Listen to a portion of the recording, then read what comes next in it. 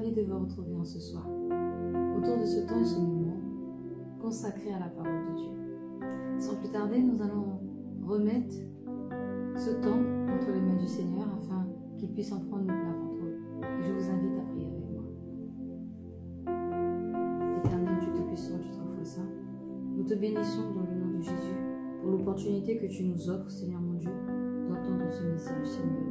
Merci, Seigneur, en ces temps et ces moments de la fin, de continuer, Seigneur, à nous instruire et à nous préparer afin que nous puissions rentrer dans le glorieux royaume de Dieu. Nous t'invitons à prendre le contrôle, Seigneur mon Dieu, de ce temps et de ce moment. Nous t'invitons, Seigneur mon Dieu, à venir visiter, Seigneur, ton peuple. Que tu puisses toucher nos cœurs afin que nous puissions recevoir, Seigneur mon Dieu, tes instructions, tes ordonnances, Seigneur, ce que tu veux pour nous, pour notre salut. Seigneur, puisses-tu toucher, Seigneur mon Dieu, chaque personne qui regardera cette vidéo, au nom puissant de Jésus, afin que leur cœur, Seigneur, soit bouleversé par ton message. Je ne suis, Seigneur, qu'un instrument entre tes mains, qui est là pour faire ta volonté, ô Seigneur. Que vraiment tu sois glorifié, exalté, que rien de moi ne soit transmis, mais que tout de toi soit révélé, parce que tu veux te révéler à ton peuple, Seigneur, pour que ton peuple te connaisse et connaisse ce qui te plaît, Seigneur, ce qui te déplaît. C'est pour cela, Seigneur, que dans le nom puissant de Jésus, nous te remettons ce temps et ce moment et chaque âme qui visionnera cette vidéo au nom puissant de Jésus. Amen. Alléluia. Je suis vraiment ravie de vous retrouver, peuple de Dieu. Et nous allons continuer toujours sur le même thème qui est la sanctification. La sanctification, cette vie sainte que le Seigneur nous demande de vivre. Cette vie nouvelle que nous parvenons à acquérir lorsque nous passons par les eaux du baptême.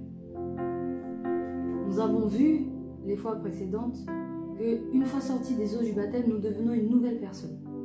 Qu'il y a des habitudes qui changent, des comportements, des attitudes, des fréquentations qui changent. Nous avons vu également que même notre tenue vestimentaire devait changer. Tout simplement pour plaire au Seigneur.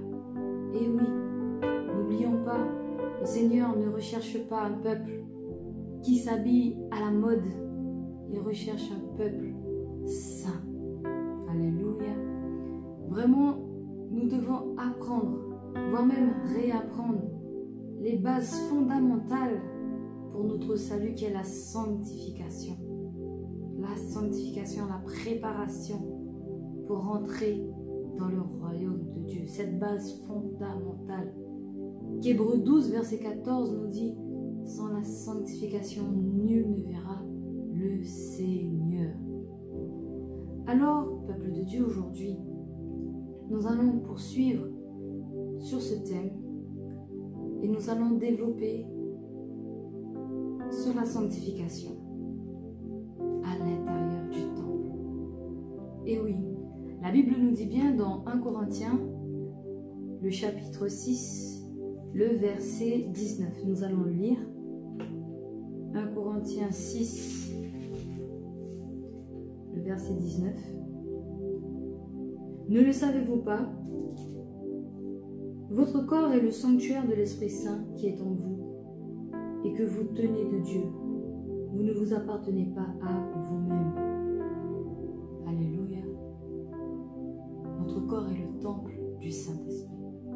Nous sommes le temple de Dieu. Alléluia. Alors nous allons voir, avant de poursuivre, le tabernacle. C'est notre référence, le tabernacle de Moïse. Alléluia. Alors comme vous pouvez le voir, le tabernacle est constitué en trois parties. Il y a le parvis, le lieu saint et le lieu très saint. Il faut savoir que toutes ces parties sont importantes et que nous devons vraiment rien négliger. Et même lorsque nous regardons à la construction et à l'habillement du temple, nous avons vu précédemment les couleurs qui sont mises sur ce temple, les tentures, les tissus qui sont utilisés. Nous avons le bleu, le pourpre, le cramoisi et le blanc. Et nous savons que ces couleurs représentent chacune une caractéristique qu'il nous faut avoir. Le bleu, c'est la nature céleste que nous devons acquérir. Le pourpre, c'est la royauté. Le cramoisi, c'est le sang de l'alliance. Et le blanc, c'est la pureté. Alléluia. Et nous devons chaque jour manifester ces caractéristiques puisque nous sommes le temple de Dieu. Nous sommes l'habitation du Saint-Esprit, l'Esprit du Père. Alors nous devons vraiment considérer le corps que nous avons comme quelque chose de sacré, comme un sanctuaire, le sanctuaire de Dieu. Alléluia. Et oui, peuple de Dieu, lorsque vous rentrez dans le tabernacle, vous passez par la porte, vous êtes en premier lieu dans le parvis, avec le bassin pour la cuve pour pouvoir se purifier, avec l'eau. Ensuite, vous entrez et vous arrivez dans le lieu saint. Et encore plus au fond, il y a le lieu très saint. Et le lieu très saint, c'est là où il y a l'arche de l'alliance, avec les 2 chérubins aux ailes courbées. Et c'est sur cette arche que venait la nuée de Dieu, comme vous pouvez le voir. Et oui, la nuée descendait du ciel et venait traverser la tente pour venir sur l'arche. Et c'est la présence de Dieu qui se manifestait alors. Lorsque le Seigneur voulait parler à ses serviteurs, notamment Moïse, Moïse se présentait et le Seigneur lui parlait face à face. Il apparaissait dans la nuée. Et cette nuée, les souverains sacrificateurs également la voyaient lorsque le Seigneur choisissait de venir leur parler. Alléluia. Alors oui, peuple de Dieu, nous sommes le temple du Dieu vivant. Ce qui signifie que il y a une vie en nous, une vie qui n'est pas la nôtre. Et nous allons pour cela aller dans le livre de Galates. Alléluia. Galates, le chapitre 2. Ce sera le verset 20. Il est dit: ce n'est plus moi qui vis, c'est le Christ qui vit en moi. Ma vie présente dans la chair, je la vis dans la foi du Fils de Dieu qui m'a aimé et qui s'est livré lui-même pour moi. Alléluia. Ce n'est plus nous qui vivons, mais Christ. En d'autres termes, le Seigneur a fait de nous son habitation, son temple vivant. Nous sommes le temple vivant de Dieu. Et encore, nous allons aller dans le livre d'Éphésiens. Éphésiens, le chapitre 2. À partir du verset 20.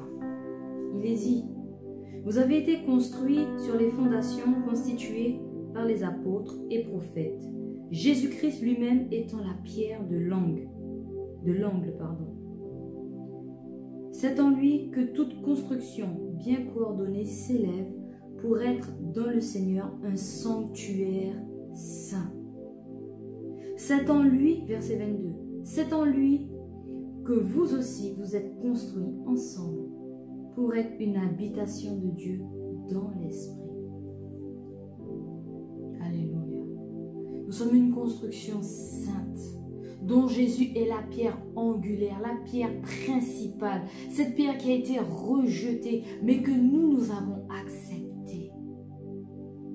En d'autres termes, peuple de Dieu, lorsque Christ vit en nous, lorsque la Bible dit que nous sommes construits sur la fondation de Christ, c'est que nous devons lui ressembler.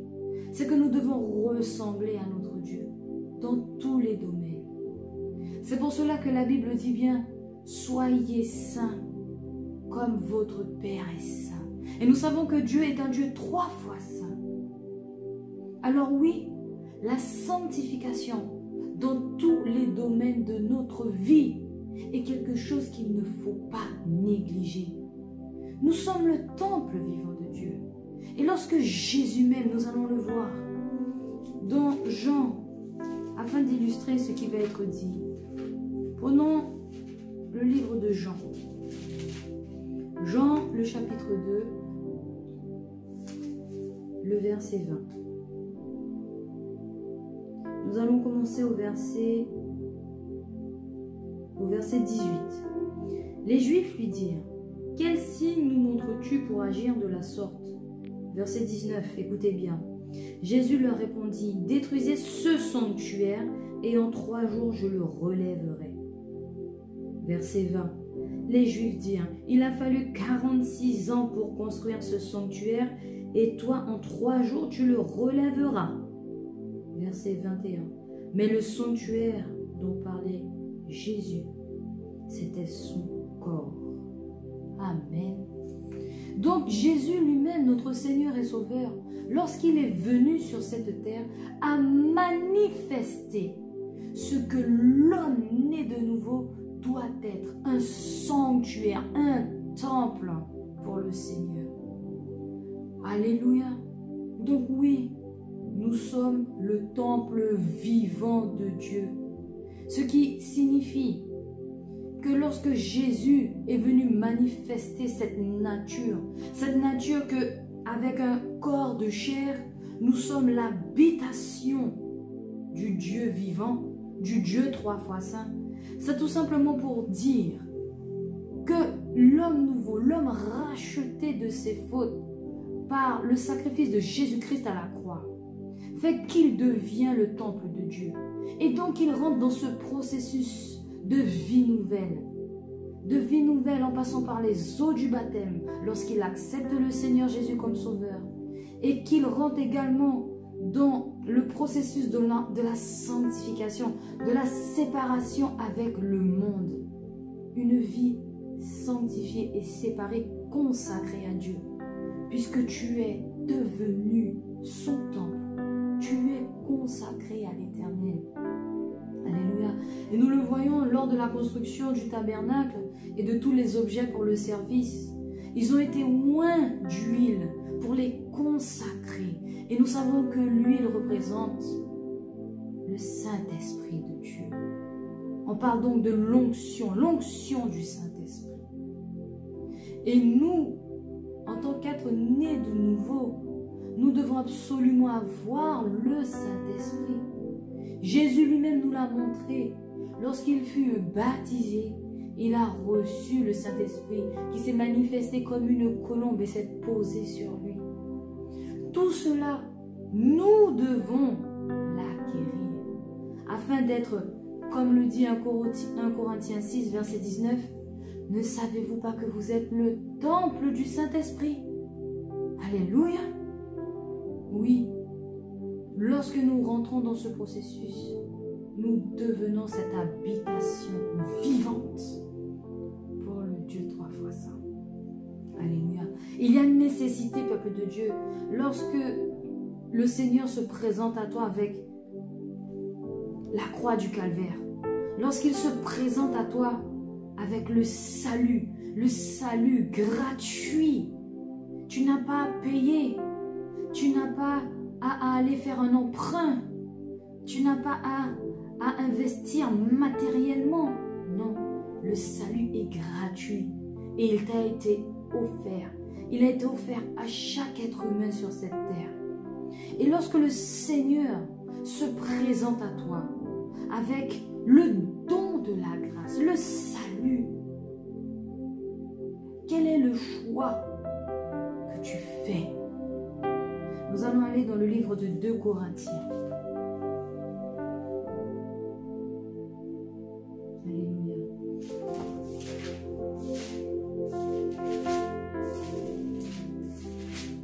2 Corinthiens, le chapitre 6.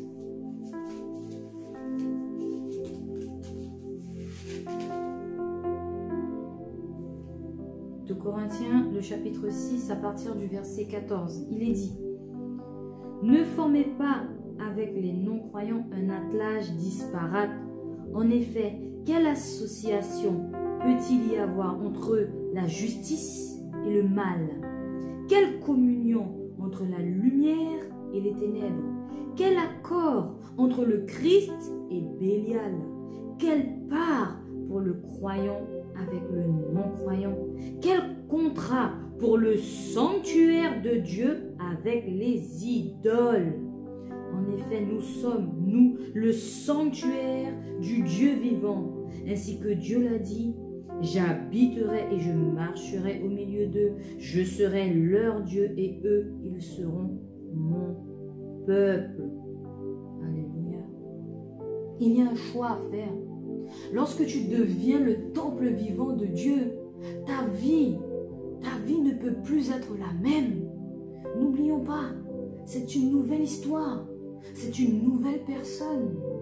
Tes fautes, tes transgressions, tes péchés, tout est effacé. Lorsque tu passes par les eaux du baptême, tu étais une personne. Et lorsque tu es ressorti de ces eaux, tu es devenu une autre personne. Tu as acquis une autre nature. Tu es passé de ténèbres à lumière. Tu es passé à un vulgaire édifice, à temple, à sanctuaire de Dieu. Alors comment traites-tu le sanctuaire? Que se passe-t-il dans le temple? Que se passe-t-il dans le sanctuaire de Dieu? Que se passe-t-il en toi, en moi, en nous? Sommes-nous vraiment cette habitation, l'habitation du Saint-Esprit? Est-ce que le Seigneur prend plaisir à habiter en nous? Tous les jours, nous devons nous poser cette question, peuple de Dieu. Parce que la Bible dit bien, n'attristez pas le Saint-Esprit. Or, si tu l'attristes, sache que le Saint-Esprit te quittera. Et donc, la maison se retrouvera vide. Et si elle se retrouve vide, dis-toi bien une chose, bien-aimée, que Satan n'attendra pas pour pouvoir se faufiler et entrer et s'installer afin de détruire ta vie. C'est pour cela que le processus de la sanctification est quelque chose que nous ne devons pas prendre à la légère. C'est quelque chose de sérieux. C'est quelque chose que nous ne devons absolument pas mépriser. Cette sanctification, elle est pour notre salut. Cette sanctification, c'est l'adoration que nous apportons au Seigneur. Parce que qu'est-ce que le Seigneur veut pour nous? Il veut notre salut. Mais nous allons lire 1 Thessaloniciens 4 afin de compléter cette réponse. 1 Thessaloniciens 4. Dans le Nouveau Testament, 1 Thessaloniciens 4, à partir du verset 3. La volonté de Dieu, c'est votre consécration. Abstenez-vous de l'inconduite sexuelle. Que chacun de vous sache prendre femme dans la consécration et l'honneur, sans se livrer aux passions du désir comme le font les gens des nations qui ne connaissent pas Dieu. Que personne en cette affaire ne lèse son frère, ni ne lui cause du tort. Le Seigneur fait justice de tout cela. Nous l'avons déjà dit et attesté. Car ce n'est pas pour l'impureté que Dieu nous a appelés, mais dans la consécration. Alléluia. En d'autres termes, lorsque nous lisons le verset 3, il est dit, la volonté de Dieu, c'est votre consécration. La volonté de Dieu, c'est votre sanctification. Alléluia. Le Seigneur veut que tu te sanctifies. Le Seigneur veut que tu te sanctifies parce que ce n'est pas l'impureté que Dieu t'a appelé, mais au contraire à la pureté, parce que lui-même est pur. N'oublions pas le tabernacle avec les couleurs. Le fin lin blanc représente cette pureté. Et les vêtements qui sont portés par l'épouse dans Apocalypse 19, c'est un fin lin pur. Donc oui, il faut que le temple de Dieu soit pur. Et non pas un vulgaire édifice. Et pas un bâtiment rempli de tags. Non, notre corps ne doit pas être un vulgaire édifice tagué, sali, impur pour Dieu. Mais au contraire, sanctifions-nous. Et lorsque tu te sanctifies, c'est un nettoyage que tu fais. Tout comme lorsque tu reçois un invité de marque dans ta maison, quelqu'un que tu considères, tu vas préparer ta maison afin qu'elle soit belle, afin qu'elle soit propre et ordonnée, rangée. Alors nous aussi, soyons ce temple ordonné, rangé, purifié, sanctifié et consacré au Seigneur, puisque nous sommes censés être l'habitation de son Saint-Esprit. Et lui-même le veut pour nous, cette sanctification. Parce qu'il le sait, que si nous ne le faisons pas, comme il l'a dit dans Hébreux 12, 14, personne ne pourra le voir. Si nous ne nous sanctifions pas, nous ne pourrons jamais aller à sa rencontre. Et lui, il veut nous rencontrer. C'est pour ça qu'il le dit dans 1 Thessaloniciens 4, verset 3. Ce que Dieu veut, la volonté de Dieu, c'est votre sanctification. Si le Seigneur nous donne cette clé, c'est parce qu'il nous aime et qu'il veut que chacun d'entre nous puisse répondre un jour à son invitation céleste dans son royaume. Il veut que chacun d'entre nous, lorsque le jour viendra, le fameux jour de l'enlèvement que nous ne cessons de vous décrire, ce jour imminent qui arrive, nous ne connaissons ni le jour ni l'heure, personne ne le connaît si ce n'est que Dieu le Père. Il faut que nous soyons prêts pour ce jour. C'est la volonté de Dieu, parce qu'il veut que nous soyons sauvés. Que nous soyons sauvés du jugement qui arrive. Alléluia. Alors, en tant que temple, où le Seigneur, où son Saint-Esprit vit, où Jésus-Christ vit, où Dieu le Père vit, où la Trinité s'est installée, je pose cette question. Que se passe-t-il? Que se passe-t-il dans le temple? Est-ce que ton temple est un sanctuaire d'adoration, un sanctuaire de louange pour le Seigneur? Lorsque nous parlons d'adoration, peuple de Dieu, nous ne parlons pas seulement de chanter des louanges et des cantiques au Seigneur, non. Notre vie entière est une adoration à Dieu. Lorsque nous agissons, lorsque nous parlons, lorsque nous faisons son œuvre, tout cela, c'est l'adoration. C'est parce qu'on l'adore que nous agissons ainsi. C'est parce qu'on l'adore. Adorer, c'est encore plus fort qu'aimer. C'est aimer un degré, peuple de Dieu, qui n'est pas le degré, qui n'est pas le niveau de l'homme. C'est aimer en esprit et en vérité. C'est ça l'adoration. C'est ça que nous devons être, des véritables adorateurs. C'est ça que le temple que nous sommes doit être, un lieu d'adoration. Alors où va notre adoration, peuple de Dieu? Va-t-elle vraiment au Seigneur? Lorsque nous passons par les eaux du baptême, est-ce que nous faisons tout pour être vraiment une autre personne, une nouvelle personne en Jésus-Christ? Est-ce que vraiment Christ vit en nous? Est-ce que nous nous soumettons à lui? Est-ce que nous le laissons prendre le contrôle de notre vie? Est-ce que vraiment nous recherchons à plaire à Dieu? Comme nous l'avons dit dans la première vidéo sur la sanctification, est-ce que vraiment Dieu est au centre de notre cœur? Nous allons aller dans le livre de Jean. Jean, le chapitre 2. Jean, le chapitre 2, à partir du verset 13. Alléluia.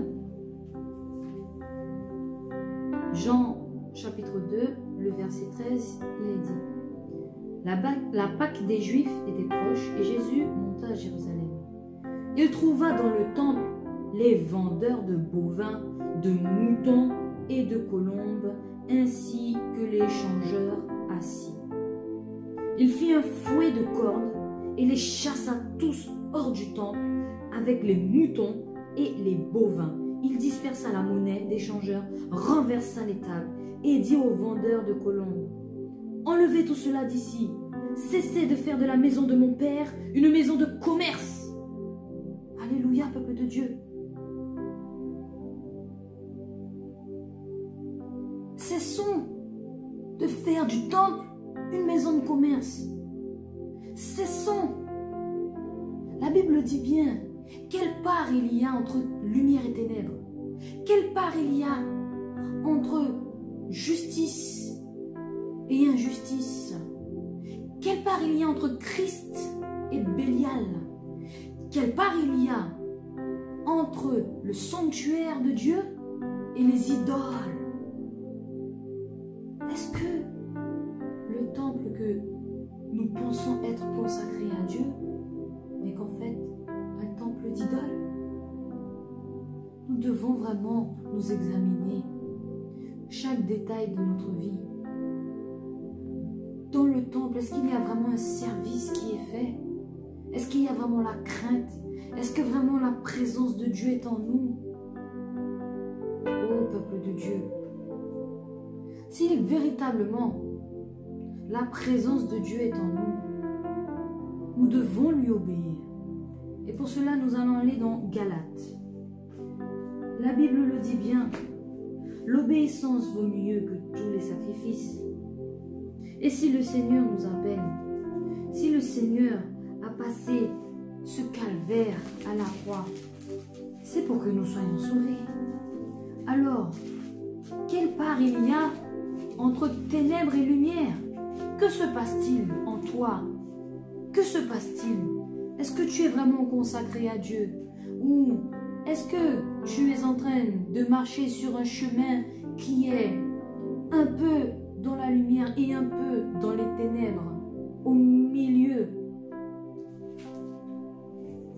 Nous allons aller dans le livre de Galates, Galates 5. Et ce sera le verset 13. Galates 5, verset 13. Il est dit: mes frères, vous avez été appelés à la liberté, seulement que cette liberté ne devienne pas un prétexte pour vivre selon la chair. Par amour, faites-vous plutôt esclaves les uns des autres, car toute la loi est accomplie dans une seule parole, qui est celle-ci: tu aimeras ton prochain comme toi-même.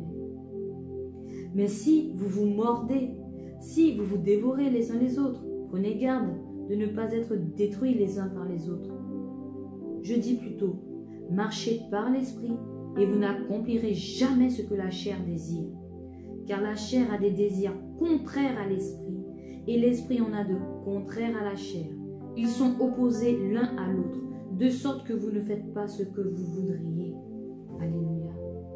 Et nous continuons au verset 18, il est dit: mais si vous êtes conduits par l'esprit, vous n'êtes pas sous la loi. Or, les œuvres de la chair sont manifestes: inconduite sexuelle, impureté, débauche, idolâtrie, sorcellerie, hostilité, dispute, passion jalouse, fureur, ambition personnelle, division, dissension, envie, beuverie, orgie et autres choses semblables.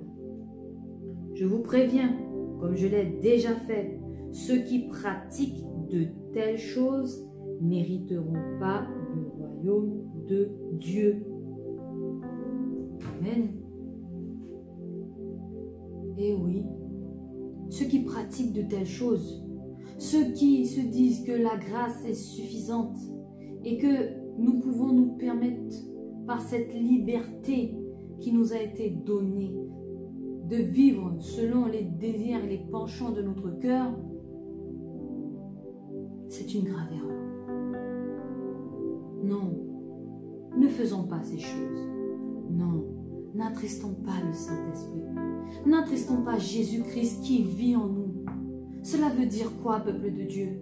Est-ce que le calvaire que le Christ a vécu, a souffert sur la croix, n'était pas suffisant pour nous changer, nous transformer? Lorsque les clous ont transpercé ses mains, lorsqu'il a été fouetté, humilié, on lui a donné des gifles. Toute cette souffrance que Jésus a endurée pour nous sauver, pour que nous puissions être le temple consacré à Dieu, pour que nous puissions être les fils et filles du Dieu Tout-Puissant. Est-ce que cela signifie que tout ce que Jésus a fait et tout ce qu'il a subi pour nous sauver, ce n'est pas suffisant, ce n'est pas assez pour que nous puissions changer? Nous avons besoin que Christ revienne encore et qu'il soit de nouveau crucifié pour que nous puissions être changés totalement. C'est ça. Lorsque tu dis que tu es une nouvelle créature, lorsque tu dis que tu as accepté le Seigneur Jésus et que tu le suis, et que dans tes actes, tu es en train de marcher dans les ténèbres, penses-tu une seconde, penses-tu que tu hériteras du royaume de Dieu? Non. Penses-tu que le Seigneur nous a appelés par sa grâce à faire tout ce qui nous plaît? Qu'il a souffert pour nous afin que nous puissions nous livrer à toutes sortes de débordements, prenons des plaisirs sur cette terre pour ensuite prendre un plaisir au ciel, en se disant que la grâce suffit, en se disant que ce n'est pas grave si je me mets en colère contre mon prochain et que je médis sur lui. La grâce va couvrir. Non, non, peuple de Dieu. Que se passe-t-il? Quel est ce mensonge dans le cœur des chrétiens? Quelle est cette apostasie qui s'est installée dans l'Église? Cette apostasie qui dit que la grâce suffit, que nous sommes sous l'ère de la grâce, que nous sommes sous le temps de la grâce et donc nous pouvons tout faire. Mais la parole de Dieu est claire. Nous l'avons lu. Tous ceux qui se livrent à l'inconduite sexuelle, la fornication, l'adultère, tous ceux qui sont sous l'emprise de la colère, de l'alcool, les beuveries, les passions jalouses, les querelles. À quel moment tu montres ton obéissance? À quel moment tu accomplis et tu obéis à la parole qui dit tu aimeras ton prochain comme toi-même? À quel moment tu accomplis et tu obéis à la parole qui dit tu aimeras ton Dieu de tout ton cœur, de toute ton âme, de toute ta force, de toute ta pensée? À quel moment? À quel moment tu adores ton Dieu? À quel moment tu lui montres ton amour par tes actes? Même sur cette terre, lorsque quelqu'un nous parle, on dit que les actes vaut mieux que les mots. Alors pour Dieu, qu'en est-il? Qu'en est-il? Est-ce que nous l'adorons vraiment? Qu'est-ce qui nous empêche? Je pose cette question. Qu'est-ce qui t'empêche de te donner pleinement à Dieu? Qu'est-ce qui t'empêche? Qu'est-ce qui t'empêche de te séparer? Qu'est-ce qui se passe dans ton cœur? Qu'est-ce qu'il y a dans ton cœur? Est-ce qu'il y a cet amour pour Dieu? Dans ta nouvelle vie, est-ce que tu te donnes à 100% ou tu donnes que 50% et tu estimes que c'est suffisant? Où est la reconnaissance envers le sacrifice qui a été porté pour nous sauver? Où est le respect? Où est la crainte? Alléluia. Le peuple d'Israël, lorsque Dieu venait dans la nuée, tremblait.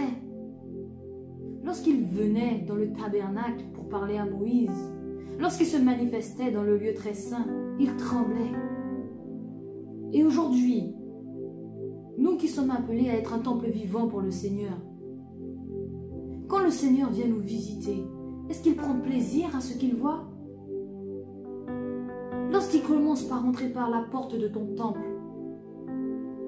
et qu'il voit déjà des choses qui lui déplaisent, qu'il commence à rentrer dans le lieu saint et qu'il voit un désordre et de l'idolâtrie, il voit qu'il n'a pas la première place.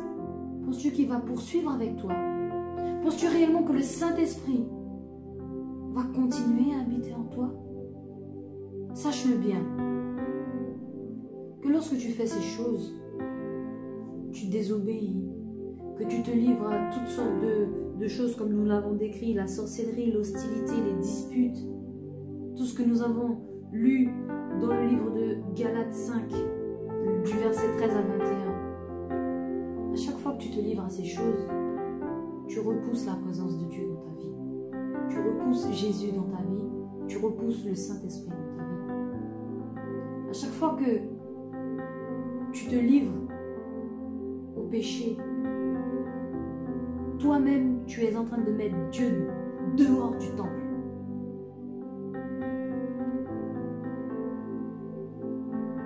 Nous devons vraiment prendre conscience que lorsque nous disons « Je suis le temple du Saint-Esprit », ce n'est pas pour faire joli, ce n'est pas pour manifester des dons, les dons du Saint-Esprit comme le don de langue, comme le don de prophétie, non. Les chrétiens modernes qui disent qu'ils sont le temple et qui se mettent à parler en langue pour montrer qu'ils sont le Saint-Esprit, donc qu'ils sont le temple de Dieu.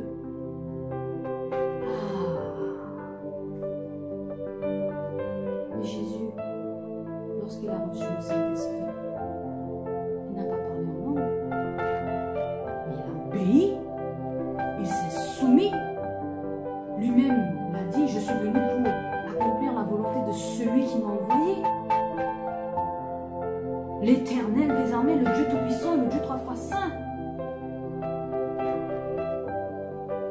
Alors, peuple de Dieu, ne soyons pas des chrétiens modernes qui disent qu'ils ont le Saint-Esprit et se permettent de vivre une vie qui est encore dans les ténèbres, qui est encore dissolue, où il n'y a pas vraiment cette séparation, où il n'y a pas vraiment cette circoncision du cœur. Parce que oui, le lieu très saint où le Seigneur veut venir, c'est ton cœur. Ton cœur. Le Seigneur, lorsqu'il reviendra chercher l'église, il va sonder les cœurs pour voir qui sont les cœurs qui l'adorent vraiment, qui sont les cœurs qui l'aiment vraiment, qui sont les cœurs qui lui obéissent vraiment. Alléluia. Alors oui, peuple de Dieu, nous allons voir dans Deutéronome 10. Que se passe-t-il dans ton cœur? Ton cœur que nous pouvons considérer comme le lieu très saint. Là où le Seigneur va venir te parler et va venir mettre l'inspiration pour que tu puisses œuvrer pour lui, pour sa gloire. Nous allons voir. Avant de voir Deutéronome, nous allons lire d'abord Marc. Marc 7.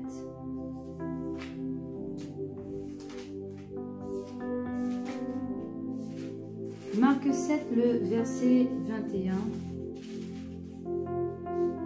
Marc 7, Marc 7, verset 21. Il est dit: car c'est du dedans du cœur que sortent les raisonnements mauvais, inconduite sexuelle, vol, meurtre, adultère, avidité, méchanceté, ruse, débauche, regard mauvais, calomnie, orgueil, déraison. Toutes ces choses mauvaises sortent du dedans et souillent l'être humain. En d'autres termes, souillent le temple. Alors oui, sache-le ce soir. lorsque tu embrasses le processus de la sanctification, que tu commences à te séparer, que tu commences à vivre une vie sainte et consacrée au Seigneur, tu dois absolument avoir le cœur circoncis. Il ne suffit pas de nettoyer le temple, il ne suffit pas de bien habiller le temple, mais il faut aussi que dans l'intérieur du temple, là où il y a ton cœur, le lieu très saint, là où le Seigneur veut habiter, là où le Seigneur veut venir à ta rencontre pour te parler, il faut que ce cœur-là soit circoncis. Pourquoi? Nous allons aller dans le livre de Actes. Nous reviendrons sur Deutéronome, mais allons dans Actes pour que nous puissions bien comprendre la circoncision du cœur. Allons dans le livre de Actes, peuple de Dieu. Lorsque on parle de circoncision, circoncire, c'est couper, réduire, ôter quelque chose en faisant une incision. On incise et on coupe quelque chose. Le Seigneur veut que notre cœur soit coupé. Mais qu'il soit coupé de quoi? Des choses de ce monde. Il veut que notre cœur soit coupé, circoncis avec les choses des ténèbres, avec les choses de Satan. Parce que lorsque nous n'étions pas nés de nouveau, lorsque nous n'étions pas enfants de Dieu, nous étions donc enfants du diable. Nous étions sous la puissance de l'esprit de ce monde et nous faisions la volonté du malin. Mais à partir du moment que nous sommes venus au Seigneur, notre cœur, notre vie doit changer. Et notre cœur doit être circoncis afin qu'il y ait séparation. Pas seulement séparation dans nos vies ou avec les fréquentations, séparation du cœur, circoncision du cœur. Acte 7, verset 48. Cependant, le Très-Haut n'habite pas dans ce qui est fabriqué par des mains humaines, comme dit le prophète. En d'autres termes, les hommes ont construit des temples pour le Seigneur. Il y a eu le tabernacle de Moïse, il y a eu le temple de Salomon, fait par des mains d'hommes, avec des pierres, avec du bois d'acacia, de l'or, avec des tentures, des tissus. Oui. Mais tout ça, c'est main d'homme. Pour aller plus loin, allons dans Acte 17. Acte 17, verset 24, il est dit: « Le Dieu qui a fait le monde et tout ce qui s'y trouve, lui qui est le Seigneur du ciel et de la terre, n'habite pas dans les sanctuaires fabriqués par les mains humaines. » Alléluia! Peuple de Dieu, le Seigneur a créé l'homme. Le Seigneur a créé l'homme et la femme. Il a créé son temple. Il a créé le temple qu'il désirait. Le temple dans lequel il voulait habiter. Et donc, pour qu'il puisse habiter dans ce temple, il faut que tout soit parfait. Que ce temple lui soit consacré entièrement. En d'autres termes, il ne faut pas que notre cœur s'éloigne de lui. Il ne faut pas que notre cœur songe à autre chose qu'à lui. Il ne faut pas que notre cœur ait une idole à la place de Dieu ou à côté de Dieu. Non, il n'y a de la place que pour une seule personne dans notre cœur. Il n'y en a pas pour 36, pour une seule personne. Et cette personne, ça doit être Dieu. C'est pour cela que le Seigneur nous appelle à la circoncision. Pourquoi?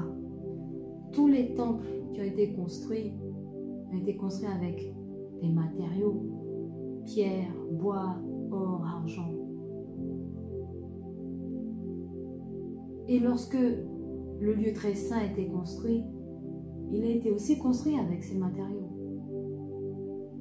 Le lieu très saint étant notre cœur, Il ne faut pas que notre cœur soit aussi dur que tous ces matériaux. En d'autres termes, le Seigneur nous appelle à avoir non pas un cœur de pierre, mais un cœur de chair. Alléluia. Peuple de Dieu, si le Seigneur demande à ce que nous ayons un cœur circoncis et séparé, allons maintenant dans Deutéronome.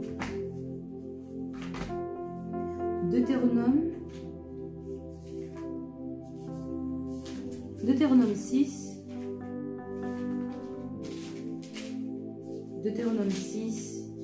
Et ce sera le verset 5. Deutéronome 6, le verset 5. Tu aimeras le Seigneur ton Dieu de tout ton cœur, de toute ton âme et de toute ta force. Alléluia. Nous allons aller dans Deutéronome 30 toujours. Deutéronome 30. Alléluia.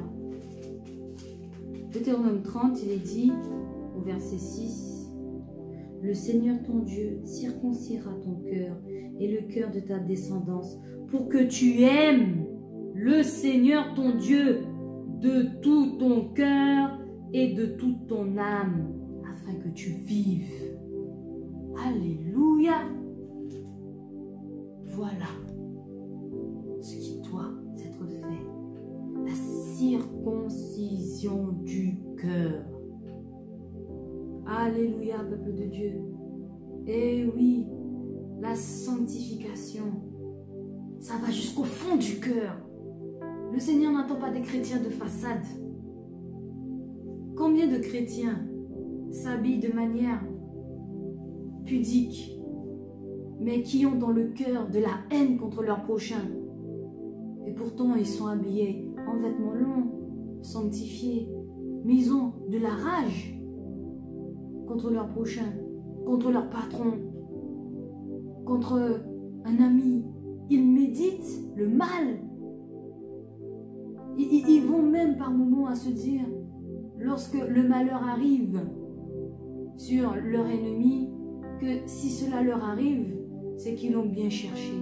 Et sans s'en rendre compte, ils jubilent. Ils jubilent, ils se réjouissent en disant que l'autre l'avait mérité. Ils ne sont pas dans l'obéissance. Tu peux habiller l'édifice extérieur d'un bâtiment avec une très belle peinture, avec les plus belles tentures, les plus beaux tissus, avec le plus beau carrelage utilisé pour faire les portes, le meilleur des bois, des poignées en or. À l'extérieur, ce bâtiment-là sera très beau. Mais à l'intérieur, qu'est-ce qui se passe? Peut-être que c'est une maison de prostitution. Peut-être que c'est une maison où il y a du trafic. Et qu'a dit Jésus lorsqu'il est rentré dans le temple? Cessez ces choses. La maison de mon Père est censée être une maison de prière. Et il a chassé tout le monde. Alors oui, quand Jésus rentre dans ta vie, dis-toi une chose, il chasse. Il chasse tout ce qu'il y a de mauvais. Il doit le faire pour que tu vives. Il doit venir ôter dans ton cœur le mal, tout ce qui a été décrit dans la parole, la méchanceté, les disputes, les ambitions personnelles, la jalousie. Quand Jésus vit en toi, ton cœur doit être circoncis de ces choses qui appartiennent aux malins. Sache-le, tu ne peux pas mener une vie consacrée à Dieu en ayant un cœur qui n'est pas circoncis, en ayant un cœur partagé, en ayant un cœur qui penche tantôt pour la justice, tantôt pour l'injustice, tantôt pour la lumière, tantôt pour les ténèbres, quand cela t'arrange. Tu ne peux pas avoir un cœur qui abuse du Seigneur en se disant que la grâce suffit et que la grâce te permet de vivre, d'être libre et d'agir selon la chair. Mais la Bible dit bien, lorsque tu reçois le Saint-Esprit, que le Saint-Esprit vient en toi, que tu deviens le temple, le sanctuaire du Saint-Esprit, que les désirs de l'Esprit sont contraires à ceux de la chair. En d'autres termes, lorsque tu auras envie de t'énerver contre ton prochain, de te mettre en colère et peut-être même d'en venir aux mains. Ta chair, c'est ce que ta chair dira. Mais à cause de l'esprit qui vit en toi, tu ne feras rien. Mais au contraire, qu'est-ce que la Bible dit? Bénissez vos ennemis. Priez pour eux. Faites-leur du bien. Alléluia. Eh oui. Voici l'adoration. Voici le service qui doit se faire dans le temple. Voici ce qui doit se passer en nous. Tout simplement. Voici ce qui doit se passer en nous. Constamment. Constamment. Laissez la nature de Christ s'exprimer. Constamment. Avoir dans le cœur la pensée du Seigneur. Constamment avoir ce lien d'intimité où le Seigneur viendra dans ton cœur pour te parler, discuter avec toi, s'asseoir et discuter avec toi. C'est pour ça que le chrétien doit toujours se tourner vers le Seigneur dans la prière. Le chrétien doit toujours prier son Dieu. Prier son Dieu avec un cœur sincère. Un cœur qui l'aime vraiment, afin de vraiment avoir cet échange avec Dieu, connaître ce qui plaît au Seigneur, ce qui lui déplaît. Ô peuple de Dieu, le Seigneur n'habite pas dans un bâtiment. L'Église, c'est nous, les hommes, les femmes, les enfants qui venons et qui communions autour de sa sainte parole, qui avons la foi qu'un jour nous le verrons dans le royaume si nous faisons ce qu'il faut. L'Église, ce sont les personnes qui aiment Dieu. Ce n'est pas un bâtiment. Alléluia. Le bâtiment, c'est juste le lieu où nous nous retrouvons. Mais ce n'est pas l'Église. Le Seigneur ne veut plus d'un sanctuaire fait avec des pierres par des mains d'hommes. Il veut le sanctuaire qu'il a lui-même créé. Toi. Il te veut, toi. Il veut habiter en toi. Il veut vivre avec toi. Alléluia. Mais on ne peut pas vivre avec quelqu'un si on ne l'aime pas. Si notre cœur n'est pas tout à lui. Imagine dans un mariage, ô bien-aimé, un couple marié, mais qui ne se supporte pas. Il y aurait confrontation tout le temps dans la maison, des disputes et des querelles.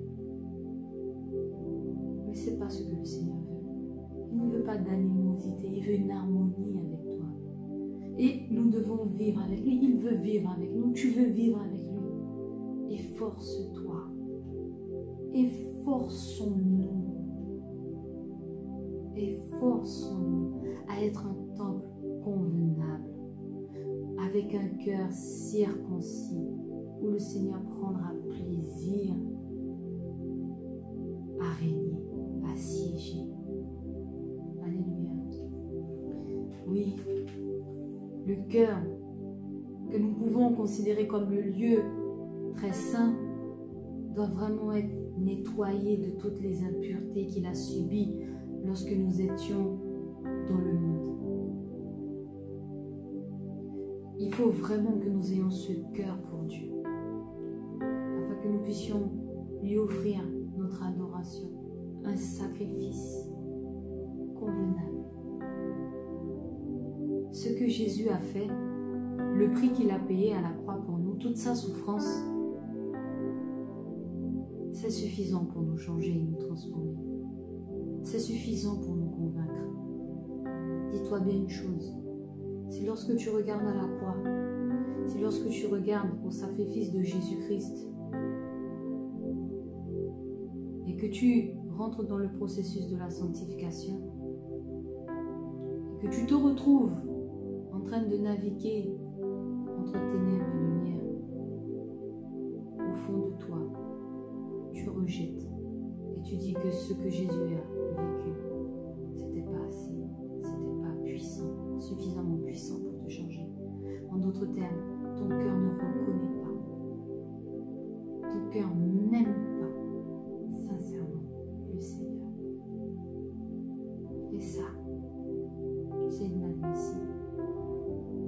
tu aimes ton Dieu, tu feras ce qu'il faut. Tu auras cette vie sainte. Tu auras cette vie consacrée à Dieu. Tu te sépareras de tout ce que le Seigneur te dira de te séparer. Et tu t'efforceras d'avoir un cœur circoncis. Le Seigneur lui-même viendra le circoncire, et tu te laisseras faire. Tu te soumettras. Tu obéiras. Tu laisseras le Seigneur vivre en toi et tu ne le mettras pas dehors. La circoncision dans la chair, à l'époque et même aujourd'hui qui se pratique, quelque chose de douloureux. Et sache-le, bien-aimé, que la circoncision du Seigneur, c'est une circoncision du cœur, c'est quelque chose de spirituel, qui est aussi douloureux. Parce qu'il va falloir te séparer et te laisser briser et façonner. Il va falloir te détacher de tous ces liens que tu as créés, que tu as faits avec les choses du monde et des ténèbres, sans même t'en rendre compte. À partir du moment, par exemple, que tes yeux vont s'ouvrir sur des pratiques et que tu vas te rendre compte qu'il va falloir t'en séparer parce qu'elles ne sont pas à la gloire de Dieu, ça va te faire mal. C'est à ce moment-là que la circoncision vient. Parce que la circoncision, c'est ôter, séparer. Et ça se fait dans la douleur. Ça fait mal. Mais après, ça fait qu'il y a un bénéfice. Un bénéfice qui n'est pas négligeable. Puisque nous héritons par notre cœur circoncis de la vie éternelle. Alléluia, peuple de Dieu. Alors oui, faisons en sorte d'être un tabernacle saint. Pas de façade. Parce que nous allons voir comment le Seigneur appelle ceux qui sont des sanctuaires, mais juste de façade. Des chrétiens de façade. On les appelle aussi les chrétiens du dimanche. Ceux qui disent « je crois », mais qui ne pratiquent pas. Ceux qui disent qu'ils aiment le Seigneur, mais dans les actes, ça ne suit pas. Les religieux, ceux qui font les choses par habitude, ceux qui font les choses sans aucune sensibilité, parce que dis-toi bien une chose, si tu es vivant, c'est que tu ressens les choses. Si le Seigneur demande à ce que ton cœur ne soit plus un cœur de pierre, mais un cœur de chair, ça veut dire que ton cœur qui était en pierre était mort. Et s'il était mort, il ne ressentait rien. Et maintenant, le Seigneur veut que tu aies un cœur de chair qui soit sensible et qui ressente les choses de Dieu. Et il y a des chrétiens du dimanche. La Bible, à l'époque de notre Seigneur Jésus, on les appelait les pharisiens. Les pharisiens, les sadducéens. Nous allons aller dans le livre de Matthieu, le chapitre 23, et ce sera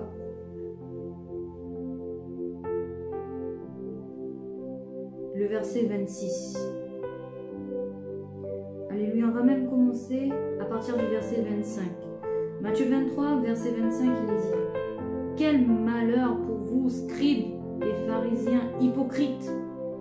Vous purifiez le dehors de la coupe et du plat, alors qu'au-dedans, ils sont pleins de rapacité et d'excès.